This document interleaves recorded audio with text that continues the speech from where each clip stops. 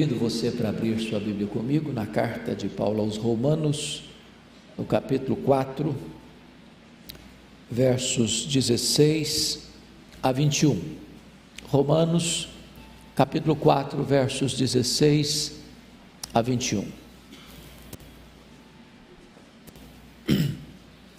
Está escrito: esta é a razão porque provém da fé, para que seja segundo a graça, a fim de que seja firme a promessa para toda a descendência, não somente ao que está no regime da lei, mas também ao que é da fé que teve Abraão, porque Abraão é pai de todos nós, como está escrito: por pai de muitas nações te constituí, perante aquele no qual creu, o Deus que vivifica os mortos e chama à existência as coisas que não existem. Abraão, esperando contra a esperança, creu, para vir a ser pai de muitas nações, segundo lhe foi ou lhe fora dito: assim será a tua descendência. E sem enfraquecer na fé, embora levasse em conta o seu próprio corpo amortecido, sendo já de 100 anos, e a idade avançada de Sara, não duvidou por incredulidade da promessa de Deus, mas pela fé se fortaleceu, dando glória a Deus, estando plenamente convicto de que Ele era poderoso para cumprir o que prometera.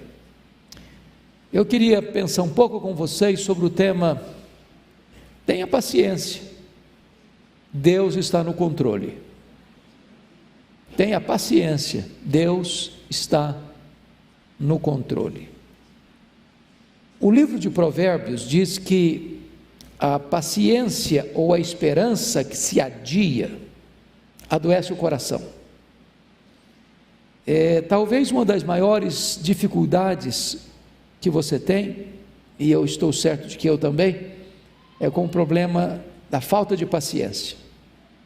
Algumas coisas me deixam um pouco estressado. Uma fila enorme que parece que não anda, a hora está chegando, você tem outro compromisso, a coisa não acontece. Você tem um compromisso, o trânsito para, e você percebe: não vou chegar. Essas coisas deixam a gente estressados. Mas a paciência é um fruto do Espírito.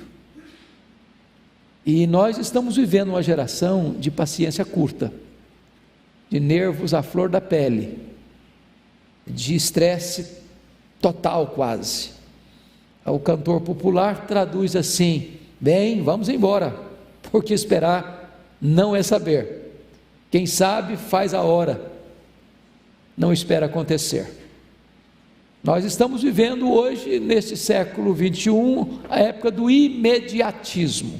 Poucos de nós, no corre-corre da vida, a não ser num dia de feriado, ou uma noite que você sai para jantar, você quer ir num fast food, porque você não tem paciência de esperar, pedir, preparar a comida, o prato chegar e você então tomar uma refeição. É assim que nós vivemos hoje. Hoje eu quero tratar desse assunto com você numa perspectiva bíblica, porque tem muitas pessoas que se desesperam mesmo antes de esperar. Deixa eu lhe dar um exemplo de um relato que li, que machucou muito meu coração. Um médico cujo filho único tinha uma doença incurável. Depois de muito sofrimento do filho, aquele médico resolveu aplicar eutanásia no seu filho. Quando ele estava voltando do cemitério, depois de sepultar o filho, ele recebe um telegrama de um médico amigo, e esse telegrama dizia assim: acabamos de descobrir com sucesso o remédio, a vacina para a doença do seu filho. Bom, era tarde demais. Ele se desesperou antes de esperar. Há outras pessoas que vivem o próprio desespero, sem esperança. Penso eu que aquele homem retratado por Jesus lá em João capítulo 5, no tanque de Betesda, há 38 anos, deitado numa maca, paralítico. Jesus pergunta: você quer ser curado? Ele não disse nem que sim, nem que não. Só dizia: não tem ninguém. Ou seja, minha esperança acabou. Eu não tenho mais nenhuma perspectiva de que minha vida seja mudada, de que meu destino será alterado, de que eu um dia possa andar. Para mim, acabou o meu projeto de vida. Tem muita gente assim, já jogou a toalha, já não espera mais nada, já se capitulou. Há outros que esperam até mesmo com segurança, louvado seja Deus, não importa a circunstância. E eu me lembro, ao ler a biografia de Dwight Lyman Moody, que quando ele estava nos últimos momentos de vida, longe de estar desesperado, como estava Voltaire quando morreu, aquele grande cético e ateu, que disse que o cristianismo seria banido da Europa, Moody disse o seguinte: afasta-se a terra, aproxima-se o céu, eu estou entrando na glória. É alguém que não tem nenhum desespero, mas tem uma esperança segura. Mas o texto que nós acabamos de ler fala daquele que espera contra a esperança. Contra a esperança. Notem vocês que ele foi chamado por Deus para ser o pai de uma grande nação. Ele tem 75 anos. Até os 86 a promessa não tinha se cumprido. Arranja um bebê de proveta, mas não era o projeto de Deus. Uma barriga de aluguel, mas não era o projeto de Deus. E ele está com 99 anos, e Deus diz agora eu vou mudar seu nome de Abrão, grande pai, para Abraão, pai de muitas nações. Mas o seu corpo já estava amortecido. A sua mulher era estéril e já tinham passado as regras. E quando todas as possibilidades cessaram, ele ainda contra a esperança creu que Deus era poderoso para cumprir a sua promessa. Entender que Deus está no controle, mesmo quando você perdeu o controle. Entender que Deus tudo pode, mesmo quando você nada pode.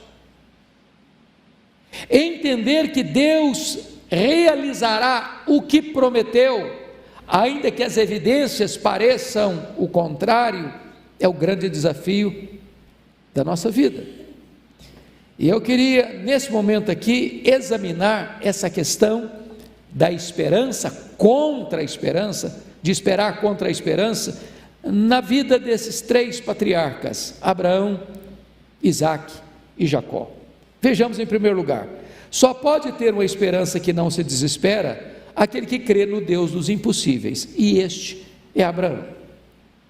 Notem comigo algumas coisas. Primeiro, ele começa a peregrinar e a ouvir a palavra de Deus quando ele tinha 75 anos de idade. Bom, com 75 anos de idade, você está pensando, e eu também, em dar uma retirada, não? Em repaginar a sua vida, falar: Senhor, eu já trabalhei, agora eu quero também dar uma parada um pouquinho, ou talvez selecionar um pouco, isso aqui eu não vou fazer, vou me dedicar àquilo outro, aquilo que eu mais gosto, que me exige menos. Não é assim que a gente planeja a vida? Talvez uma casa na montanha, ou talvez uma casinha na beira do mar, ou talvez uma rede de balanço, ou talvez eu quero viajar um pouco, ou eu quero descansar um pouco. Com 75 anos você está pensando em pendurar chuteiras, mas na verdade com 75 anos Deus estava começando um novo e um grande e um inédito e um extraordinário projeto na vida deste homem. É muito importante isso. Então eu quero dizer para você que não há tempo, não há hora, não há idade para Deus chamar você, para Deus começar um novo projeto na sua vida. De repente você é um Caleb que com 85 anos tem terra para conquistar, tem horizontes para alcançar, tem sonhos para ver cumpridos, tem desafios a ser realizados. Pense comigo no que escreveu o profeta Joel, que ao ser derramado o Espírito Santo, os velhos sonharão. E é claro que quando está dizendo que sonharão, não está falando que comeu bastante e vai ter sonho de noite, não é isso não. Sonharão no sentido de que terão projetos, porque uma das marcas da velhice é que quando a gente vai ficando com os cabelos brancos, a gente começa a vangloriar-se ou a ficar assim, muito encantado com as vitórias do passado, a gente começa a contar o passado. Mas quando você está cheio do Espírito Santo, você começa mesmo na velhice, planejar, sonhar, esperar coisa grande para o futuro. É isso que o texto diz. Por exemplo, Winston Churchill tornou-se primeiro-ministro da Inglaterra aos 70 anos e liderou a Inglaterra na sua maior crise na Segunda Guerra Mundial, evitando que aquele país naufragasse pela invasão dos inimigos. Então, não pense em se retirar da luta, não pense em aposentadoria. Aliás, não tem aposentadoria no reino de Deus. Você se aposenta do trabalho, da sua profissão, no reino de Deus não. Então tem projetos de Deus para a sua vida aí, porque Abraão começou com 75. Então vamos lá, segundo ponto. Abraão é constituído pai de muitas nações sem ter um descendente. Isso me impressiona muito, porque Deus mandou sair da sua terra, do meio da sua parentela, e disse: olha, em ti serão benditas todas as famílias da terra, você será pai de grandes multidões, de grandes nações. E ele chamava Abrão, grande pai. E alguém pergunta: você é um grande pai, mas quantos filhos você tem? Não tenho filho ainda não, mas eu sou um grande pai. Já pensou que coisa curiosa? Olha o bullying que ele ia sofrer. Aí com 99 Deus muda o nome dele, nome mais audacioso, acrescenta um A, agora não é Abrão, agora é Abraão. E Abraão significa pai de grandes nações. Aí eu imagino o Abraão, já quase de bengala, andando. E aí você mudou o nome, foi no cartório, mudou o nome, mudei o nome. E aí para que não você mudou? Agora eu não sou mais grande pai, agora eu sou pai de uma grande multidão. E aí quantos filhos? Não tem ainda não. E a sua mulher? Minha mulher é estéril. Vai dar, ela está com 90. Já também não tem regras mais não. Você já parou para pensar que ele creu contra a esperança? Tem hora que o fato de você crer pode fazer você alguém motivo de chacota, de piada. Parece que tem hora que crer é sinônimo de loucura.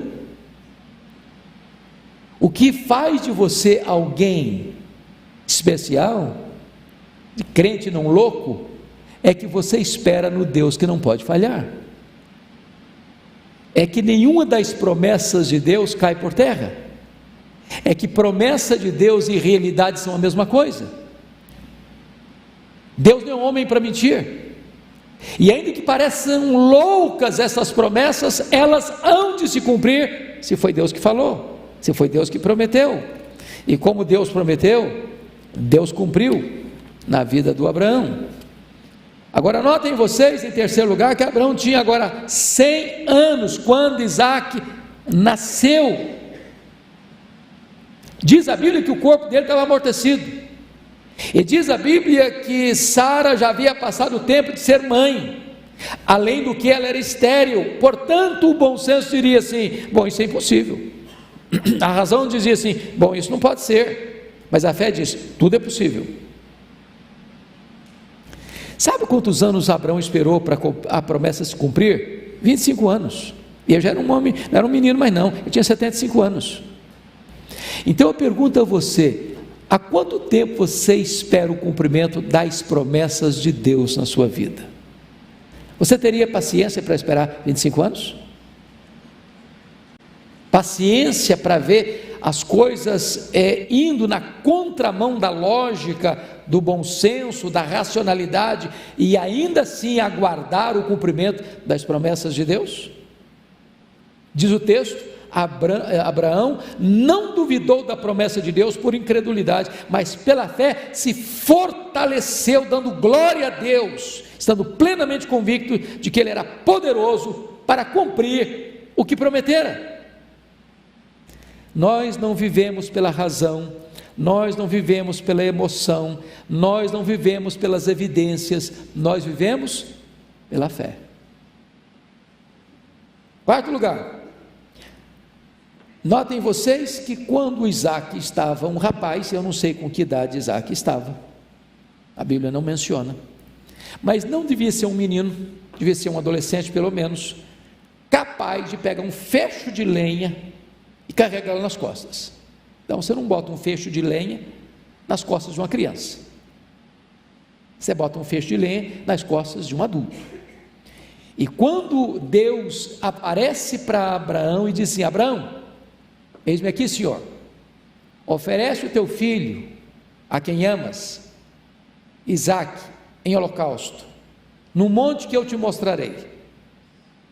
Abraão bate continência, não espera nem o dia amanhecer. A Bíblia não diz, mas eu acho que ele não contou para Sara. Se tivesse contado, talvez ele não teria saído de casa com o menino. Você pode ir sozinho, com meu filho você vai não. Racha a lenha de noite para ninguém perceber, chama 2 empregados, sai para uma viagem de 3 dias.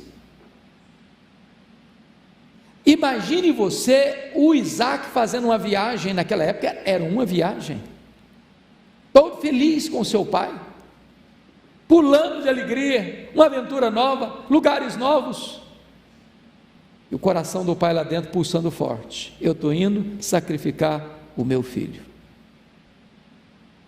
Imagina a primeira noite, arma uma tenda, o menino dormindo e o pai encosta bem nele: meu Deus, eu vou sacrificar o meu filho. Segundo dia, uma caminhada longa, para um pouquinho para descansar, e chega à tarde, arma uma tenda para dormir. Abraão olha para o menino, talvez dê um beijo no rosto dele: eu estou indo sacrificar o meu filho. O último dia, avistam de longe o Monte Moriá, e Abraão diz para os seus moços: vocês fiquem aqui, eu e o menino iremos lá, tendo nós adorado, voltaremos. Por que ele disse isso? Porque ele creu que Deus era poderoso até para ressuscitar o seu filho. E o menino pergunta: papai, aqui está o cutelo, aqui está o fogo, aqui está a lenha, mas onde está o cordeiro para o sacrifício?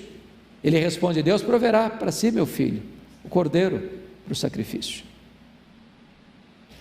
Este homem tem a paciência e a confiança de crer que Deus não iria frustrar a sua promessa de que ele seria o pai de uma grande nação. E Deus já te diz: não vai ser por meio de Ismael não, vai ser por meio de Isaac. Teremos nós essa coragem? Teremos nós essa fé? Creu e se fortaleceu. Agora notem vocês que Deus está nos dando aqui uma lição, que nós podemos esperar contra a esperança, se nós estamos crendo no Deus dos impossíveis. Eu não sei o que é uma causa difícil na sua vida, o impossível na sua vida, na sua família, com seus filhos, com seu casamento, com as coisas que você aguarda de Deus, mas eu estou dizendo para você que Deus pode o impossível dos homens. Segunda coisa que eu chamo a sua atenção é que só pode ter uma esperança que não se desespera aquele que descansa na providência divina. Eu quero falar um pouquinho sobre Isaac agora. Primeira coisa que me impressiona em Isaac é que Isaac casou com 40 anos com Rebeca e esperou 20 anos o nascimento dos filhos. Diz a Bíblia que ela era estéril, sua mulher. Você já orou 20 anos por uma causa? Porque o texto é muito curto, mas imagine você quantas noites Isaac lá deitado com a sua mulher, diz: Deus, o Senhor podia abrir o ventre dela, Senhor, o Senhor podia curar a minha mulher, oh meu Deus, o Senhor podia fazer um milagre. E ele ora hoje, ele ora a semana que vem, ele ora o mês que vem, ele ora o ano que vem, ele ora um ano, ele ora 5 anos, ele ora 10 anos, ele ora 15 anos, ele ora 19 anos, ele ora 20 anos. Você tem essa paciência? Você tem essa perseverança? Há quanto tempo você ora para Deus fazer um milagre na sua vida, na sua casa, na sua família? Você tem perseverado em oração? Mas pense comigo em outra cena. Isaac teve a paciência de resolver conflitos com os filisteus. Você se lembra disso? Isaac era um homem muito próspero, ele prosperou no deserto. A Bíblia diz que ele semeou no deserto e ele colheu a 100 por um. E isso produziu invejas, porque ele cavava um poço e dava água, aí vinham os filisteus por inveja, enterrava, jogava terra e parava de brotar água. Ele ia para frente, cavava outro poço e os filisteus iam lá, enterravam os poços e parava de jorrar água. Ele ia para frente, cavava outros poços e eles iam, enterravam os poços, e ele não brigava. Ele ia para frente, cavando novos poços. Então vou fazer uma pergunta: você é daquele tipo de gente que não mexe com você não? Não mexe com seus direitos não? Você vira um leão, vira uma onça? Daquele tipo de gente que diz assim: é melhor passar por cima do meu cadáver do que passar por cima dos meus direitos? Você tem a paciência de preferir sofrer o dano do que brigar? Abrir mão de seus direitos, sabendo que Deus é quem está no controle da sua vida? De experimentar o que Provérbios diz: quando você tem essa capacidade de perdoar, Deus transforma seus inimigos em amigos. E os filisteus tiveram que voltar a este homem Isaac e reconhecer que ele era o abençoado de Deus, e resolveram fazer aliança com ele, porque perceberam que não adiantava brigar com esse homem, porque quanto mais brigavam com ele, mais adiante ele ia, mais bênção ele fluía da parte de Deus. Você tem essa paciência de abrir mão de direitos seus? Mas pense um pouquinho mais em Isaac comigo. Isaac esperou 20 anos para que Jacó voltasse para casa. Você se lembra que o Jacó saiu de casa brigado.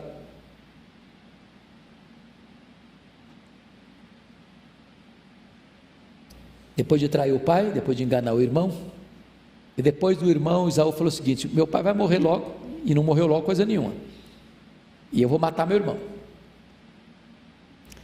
E diz a Bíblia que o Isaac espera 20 anos para o Jacó voltar. Ele passou 20 anos em Padã Arã. Eu pergunto a você: quanto tempo você espera para um filho seu voltar? Para alguém da sua família voltar? Para você ver alguém amado que um dia partiu, e partiu com o coração pesado, e você ficou com o coração pesado, há quanto tempo você espera que essa pessoa volte? Que a paz se restabeleça, que a harmonia da sua família se restabeleça, que aqueles membros da sua família que estão estressados um com o outro se reconciliem. Pois Isaac esperou 20 anos a reconciliação de seus filhos. Mas eu queria concluir pensando agora um pouquinho com você. Terceiro personagem: só pode ter uma esperança que não se desespera aquele que crê no Deus das grandes transformações. Quando Jacó saiu da casa de seus pais, Isaac e Rebeca, e vocês conhecem bem a cena, ele era o filho queridinho da mamãe. O Jacó vivia, numa linguagem bem brasileira, na barra da saia da mãe. Ele era o filho protegido da mãe, enquanto Esaú era o preferido do pai. E ele era mais caseiro, e ele era mais afeito às lides domésticas. Ele sabia cozinhar bem, fez um guisado certa feita que fez um sucesso, a ponto do irmão resolver comprar o guisado pelo direito à primogenitura. Vendeu para comprar esse guisado. E o nosso amigo Jacó tinha 71 anos quando saiu de casa. Bom, para quem morreu aos 147, com 71, é a mesma coisa de alguém que vive 80 anos e com 40 anos já está solteiro ainda. Isso dá úlcera em muita gente, dá gastrite em muita gente. Mas o Jacó, com 71 anos, é solteiro, na casa dos pais. Você tem paciência para isso? de esperar tanto tempo? Bom, aí ele vai para a casa de Labão,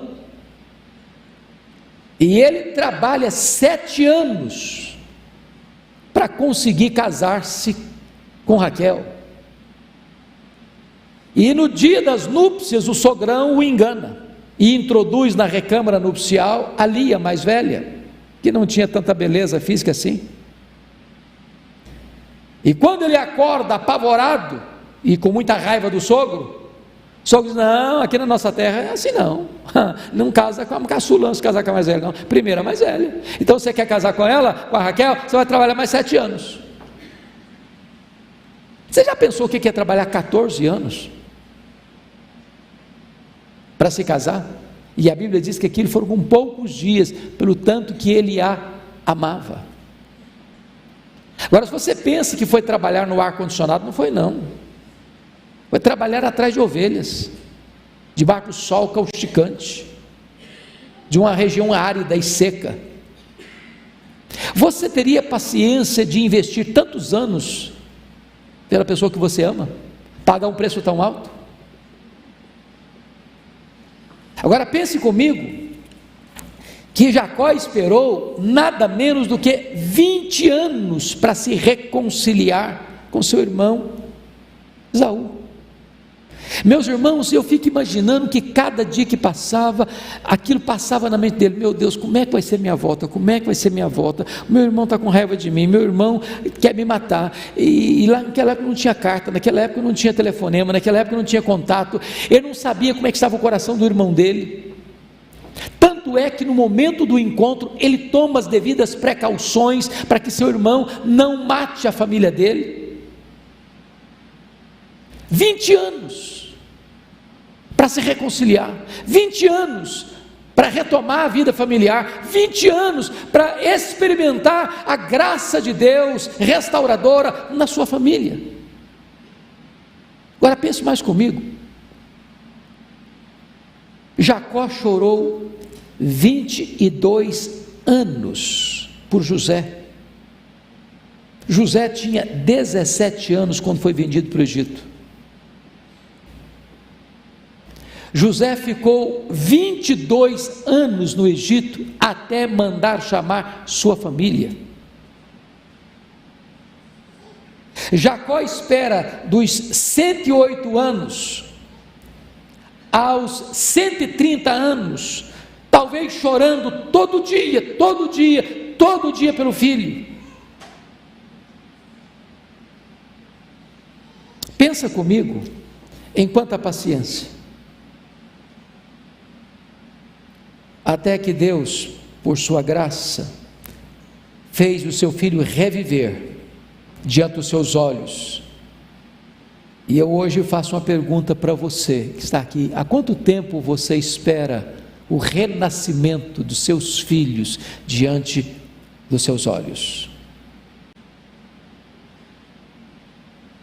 Há um ditado popular que diz que a esperança é a última que morre.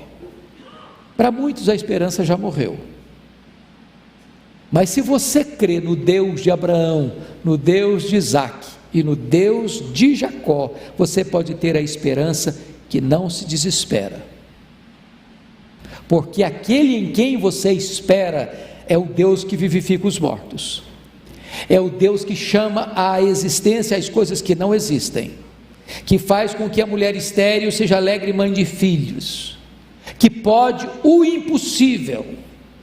Então, faça como Abraão, espere em Deus. Mas ainda que contra a esperança, espere em Deus.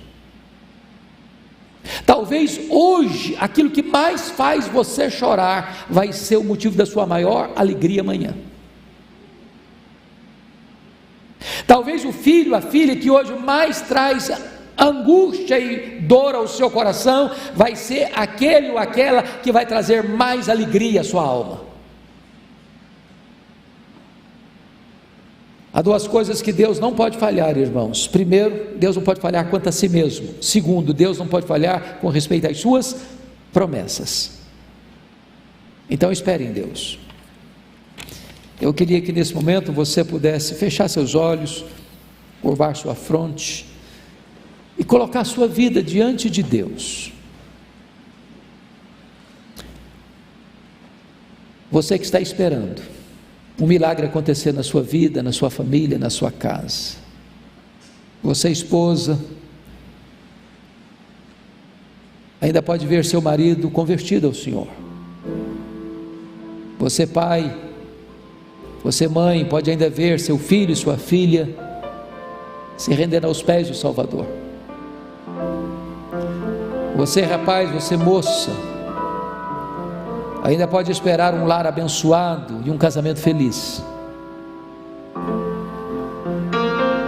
Você que está desempregado pode ainda ver uma porta da providência de Deus se abrindo para você.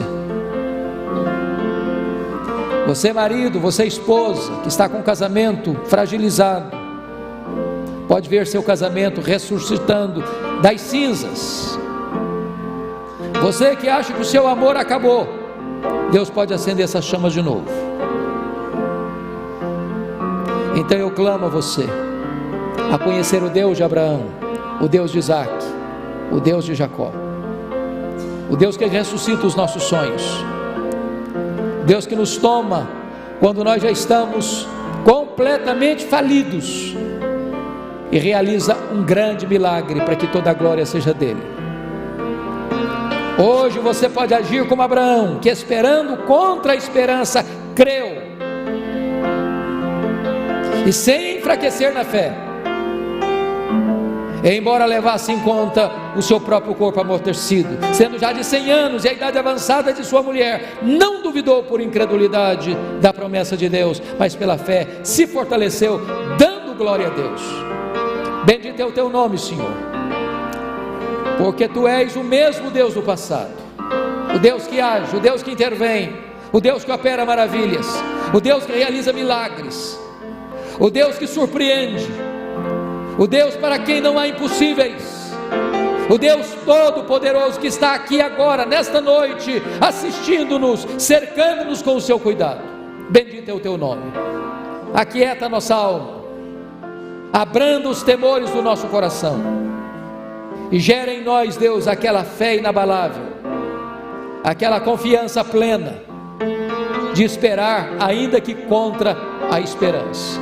Assim oramos, e assim adoramos, e assim exaltamos o teu nome, em Cristo Jesus, nosso Salvador. Amém.